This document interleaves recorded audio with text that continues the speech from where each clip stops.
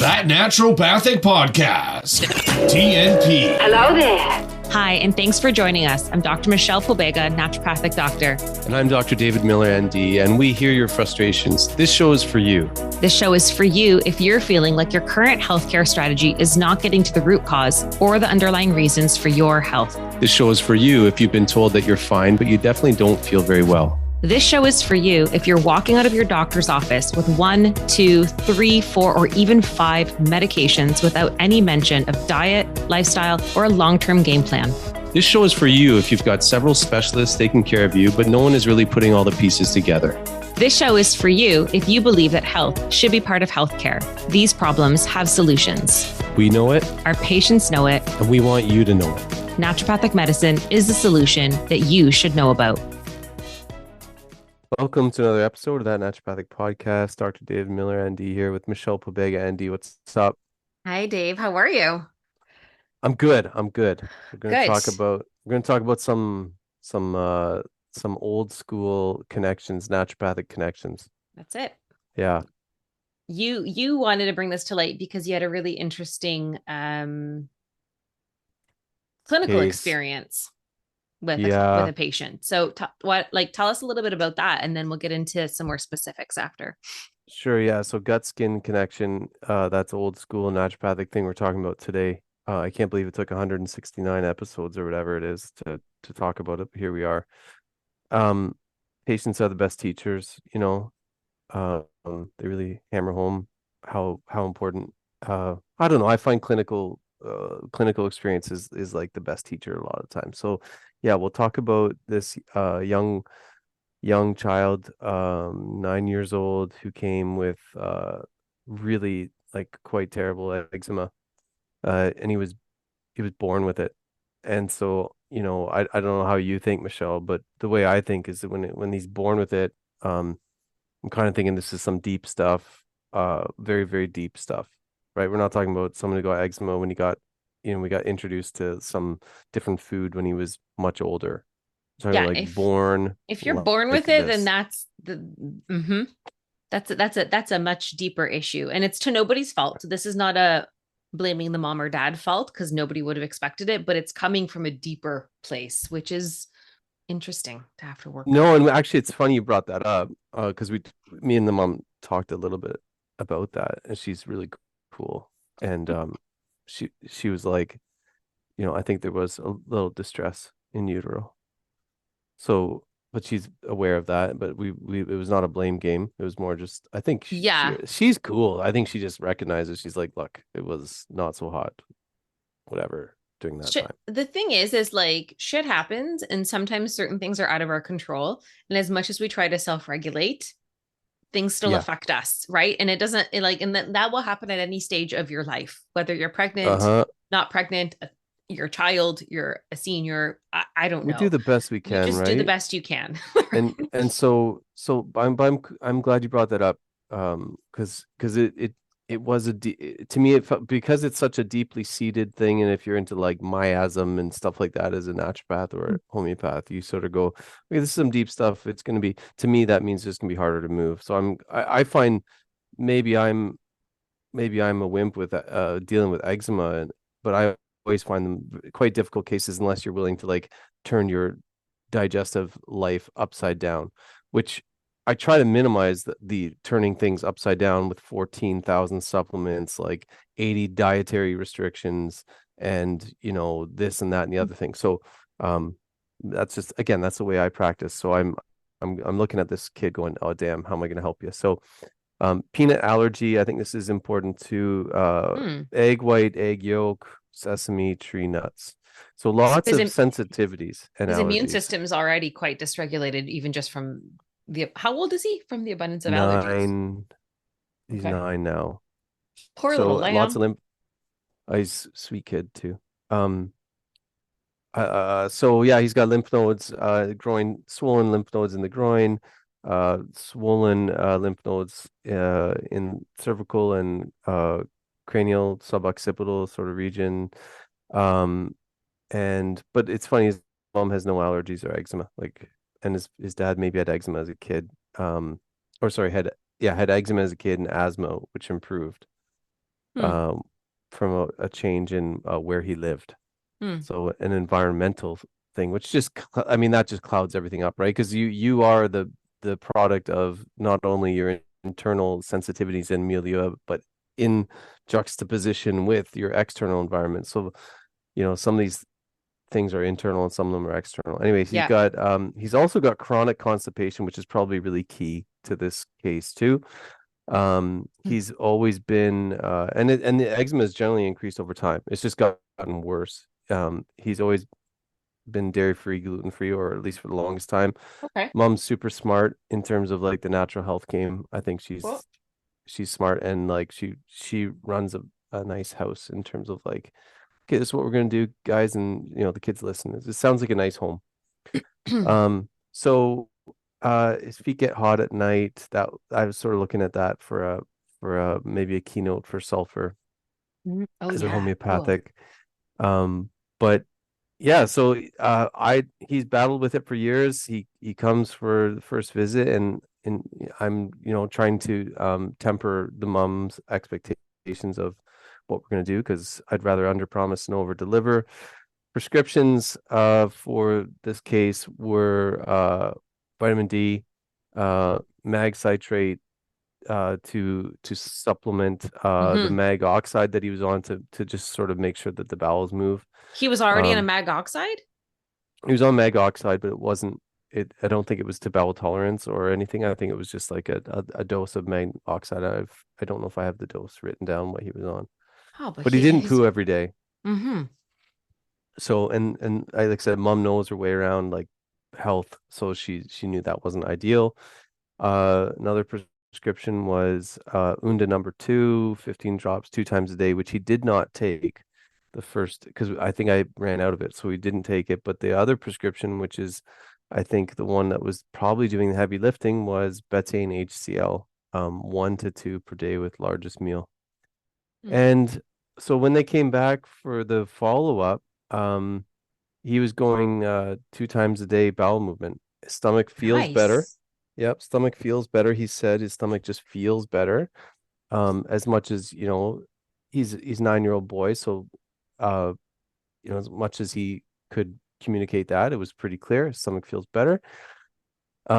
Skin was so improved in terms of the some of the areas actually are clearing up, and the skin lesions were less thick. So that was so cool. I mean, this was only, what was it? This was when it was only like 3 weeks, and things really, really moved pretty quickly. So that was it for me, because I did so few things, and I was actually kind of like, I was kind of thankful that he didn't get on the Unda number 2 sort of cloud the picture, Okay. in terms of like trying to figure out what did what. It's my assumption that probably a nice little combination of betaine and maybe forcing, Hmm. um maybe forcing the bowels to move a little bit faster with the osmotic laxative action of the magnesium.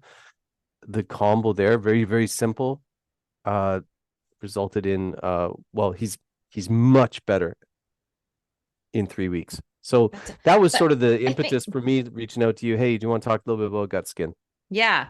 I mean, I think the fact that he's able to detox and he's able to poop is a game changer. Yeah. That in of itself. And I'm sure the HCl and everything is playing a game, because you and I know the benefits of HCl on things, but the fact that he was constipated, that's like my biggest red flag. I would have definitely focused on that first before I did anything either. I wouldn't have jumped to drainage remedies and skin remedies and this and that. I'd be like, if Well, if this if your garbage can't come out from your pooper, it's going to come out somewhere else, like in your skin. So let's try to Yeah, redirect. exactly. And I should say also that he was born with an enlarged kidney. That was the rationale for Unda Oh, number 2. uh-huh. And I did some visceral manipulation, which maybe is why he's doing better too. And I will never know, right? Because that was another thing I did. I'm just looking at my chart here. I did sigmoid colon, kidney, and small intestine root maneuvers, which he seemed to like. He became very relaxed, and he was Hmm. really cool about getting it done, which, like I said, kudos to the mom, because she raised a cool kid.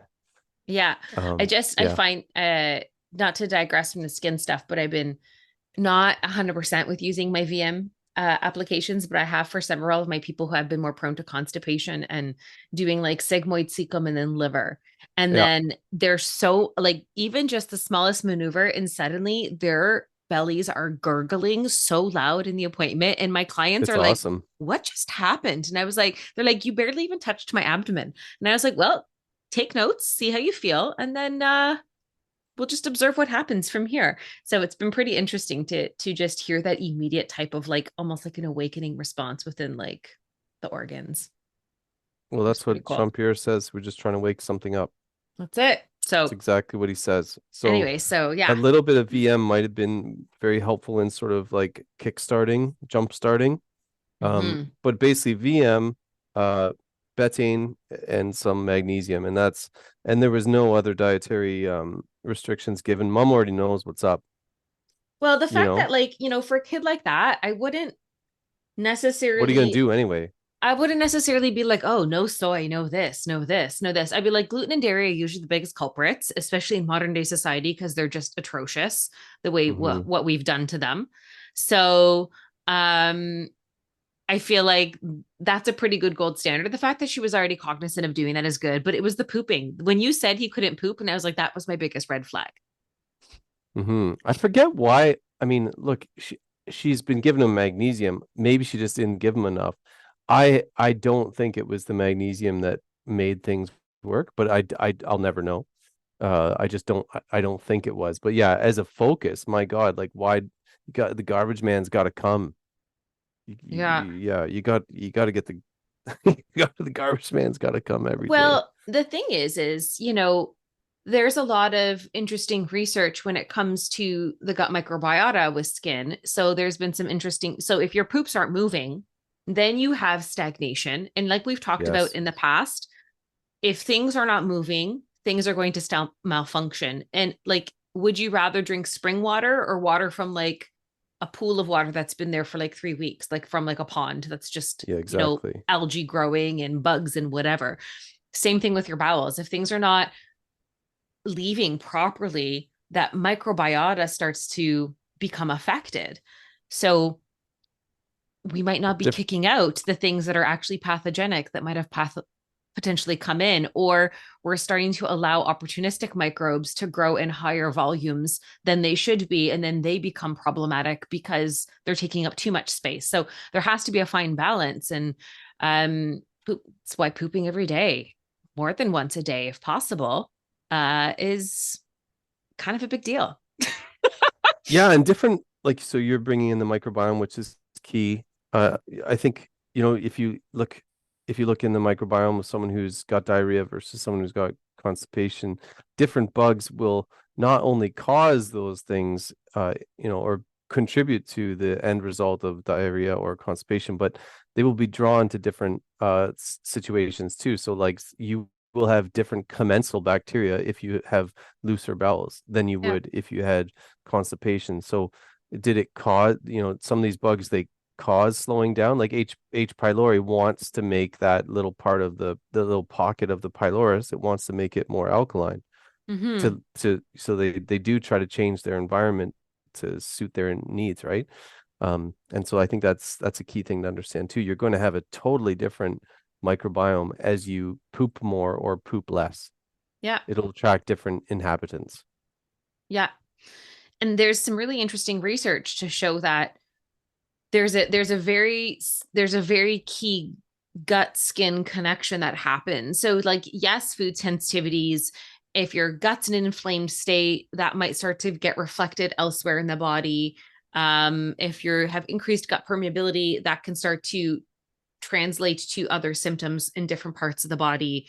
If you have food sensitivities, same thing. If you have parasites, same thing. If you have microbiome issues, same thing. The skin is no different. So there's been a ton of research about this kind of stuff, and there's the biggest consensus is that the intestinal microbiota exerts its influence on skin homeostasis mostly because of its modulatory effect of commensal gut microbes on systemic immunity. And 70% of our immune system is within our digestive system. Mm-hmm. And the microbiome has a huge role to play in that. So, there's been influence of, how their influence on like T regulatory cells, lymphocytes, and then also facilitating anti-immune responses. What do you mean anti-immune? Sorry, sorry, not anti-immune, anti-inflammatory. Oh, I okay. misspoke. Anti-inflammatory responses. The gut bacteria or commensal bacteria have a really important hand in those things. And when you have something like a psoriasis or an eczema, there is an immune dysregulation component to those as well. So supporting a healthy immune system from the gut is going to translate to a healthier immune system reaction on a skin level as well. Yeah, it's bidirectional. I was surprised because I would have thought it was, okay, the gut really affects the skin, but the paper sort of tells you how actually the skin it's bidirectional, which is interesting. Yeah. No, it is pretty cool.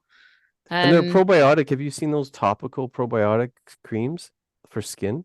Have you ever seen those? I probably have, but I haven't really like fully clocked it. I haven't looked into remember. Yeah, because I don't deal with skin is not like a real focus for me, but there's been for a while topical probiotic creams. So you change the microbiome topically on the skin. I believe Very interesting. I believe that. Yeah, well, I mean, I believed it, and then the paper sort of shows how confirms it. Yeah, exactly. It's nice to have confirmation of the things that you're like, this makes logical sense, and then you get something that confirms that logic, and you're like, ta-da! Yeah, it's always a good day when that happens. And and like skin and gut, these are the major interfaces, I think, to the outside world, just as a big picture sort of idea. I think that's really important. So they're kind of similar in a sense, right? Maybe different surface area, but the idea is the same. One is the outside, to the mouth, to the anus is that's your digestive sort of exposure to the outside, right, inside you. So I think it's maybe not that surprising, I guess, that the skin and the gut are very related that way in terms of barrier function. That's it. They're both a barrier and also a way of communicating the external world with the internal world in a controlled way. They both have those key features. So it wouldn't be surprising that they have such an intimate connection with each other bidirectionally. And barrier function probably is one of the ways that, I don't know about you, but that's one of the ways that I go about any kind of skin condition. It's like, well, let's make sure we support barrier function in the gut. As we support the barrier function in the gut, we're going to support the healthy distribution of good, bad, and commensal bugs in the gut, which will then play out onto the skin symptoms too. Is that one way you'd go about treating skin? You're always going to treat the barrier function? Yes, but it might not be my first step depending on what's going on, but it's always gonna be part of the plan or strategy for sure. It's going to be unique. Like if your child didn't necessarily have constipation, then that also changes the course of action, how you would have approached that, right? So it really depends on how the person's presenting. Do they have more diarrhea? Do they have constipation? Do they have a lot of bloating? Do they have heaviness after eating? Am I suspicious about liver gallbladder health because of the digestion of fats? And then that would lead me to how I begin to address the gut to then remedy the skin. But the barrier is always going to be an important part of it. And part of the thing is a lot of times I'll run some testing and it might show markers of zonulin, and zonulin is a marker for a breached barrier or permeability, increased permeability in intestinal level. Yeah. And a lot of people get really, I know what leaky gut is. Like we need to treat that. And I was like, yes, we do. But that's a symptom of all this other garbage. So we also need to kind of get rid of some of that burden and garbage so that we can actually then heal the barrier too. I feel like you don't want to jump too many steps ahead, because otherwise you just feel like you got the car in park and you're revving the engine. You're not going to get very far. That's my take. So I try to address some of the other things and then maybe take pockets of like doing a little bit of intestinal barrier work in between and give them pauses. But yeah, that's me. But it's always in there. And then prebiotics, is that something that would fit into uh your plans? Yeah. I mean, I think the ultimate goal is to get people to eat a diet that is more diverse Mm, in fibers, because that's a prebiotic, in polyphenols mm-hmm. and antioxidant rich foods to feed the microbiome. And maybe we add fiber, maybe we add a prebiotic powder in the mornings to get things on track and facilitate the process. Absolutely. But again, that's part of the healing. It's not necessarily part of the it'll be part of the active recovery, but not necessarily always step one, depending on what else is going on first. Yeah, I mean it's complex. I mean it's really complex immune mechanisms that through which the gut microbiome affects Mm-hmm. all those different organ systems, including the skin. Mm-hmm. And I guess we're lucky as naturopaths. I assume they still learn this, although we've been out for a while now.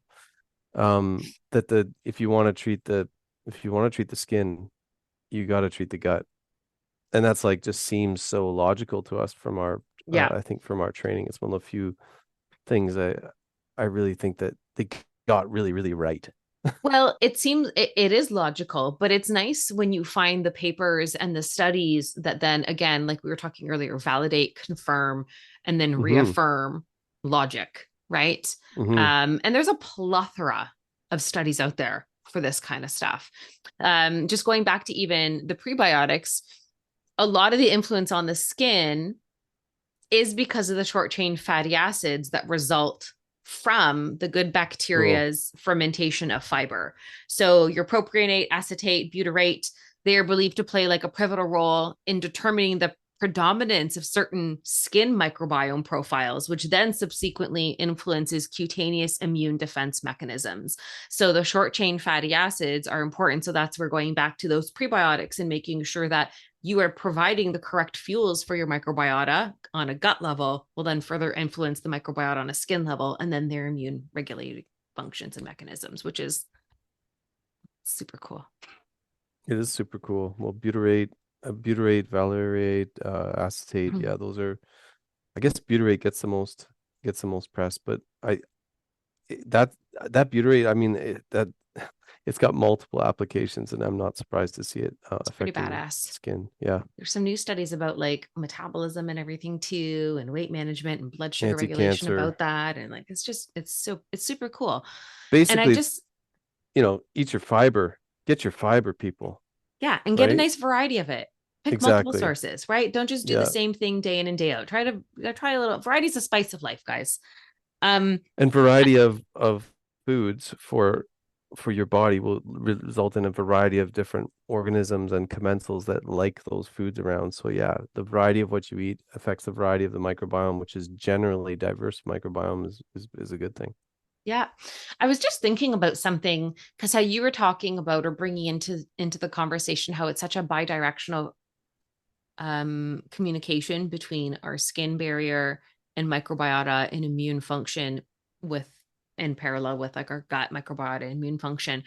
And then I just had this thought that popped up and being like, as a woman, we put so much garbage on our skin and nobody thinks about how that is possibly translating to the microbiota, the Mm, immune system, and if there is a bidirectional form of communication. Because, like you said, I think for a very long time we just thought the gut talks to the skin, but we didn't necessarily always really recognize or understand how the skin talks back to the gut. But if that really is the case, which we're now starting to see is true, then all the endocrine disruptors and chemicals and pH disrupting ingredients and fragrance and color and this and that in the beauty products that women use is probably having a much more profound effect beyond just the endocrine system and chemical burden. Like, yeah, what if it's also probably. affecting our gut microbiome if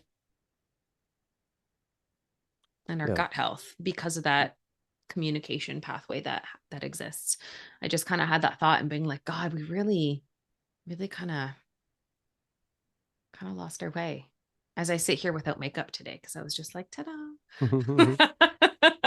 And I switched everything to like natural beauty products and natural creams and skin and things with simple ingredients. And because I hmm just I can't do that to myself anymore. Well, now you know you're sending signals from your Yeah, skin to your gut too. that's just it. So it's even more important now that we've kind of driven this home to maintain healthy or cleaner kinds of skin products so that I don't cause any more disruption than necessary. Yeah. Yeah. Well, barriers are very important. And they seem to let generally like intelligent barriers will leave, let some stuff in and some stuff won't get in. But I think Mm. I think I mean it's so basic, but the more we talk about um gut gut and skin, the more I think the gut barrier is such a fruitful thing to work on. Fiber, make sure you're not constipated, and support your organs of detoxification. Those are probably like, I mean, there's nothing really truly crazy new insightful from this, but it does, like you said, seeing these papers helps you get a little bit more precise with the understanding of the underpinnings of what are naturopathic sort of principles. Just it. Yeah. Uh sometimes protocols can get a little bit more complex. Sometimes they can do stuff, but the underlying logic behind it is making sure your body's drainage and detox pathways are healthy, that you're not in excessive amounts of inflammation, that you're metabolically healthy and your gut is in check. And usually the rest of your body will kind of show up pretty well if you can get those things figured out. Yeah. New science supports old naturopathic principles with maybe a little bit more precision again. Cool. Ta-da. Cool. Okay. You want to fix your skin, fix your gut. You and you want to fix your gut, take care of your skin too. Okay. We'll talk to you again next week. See you guys.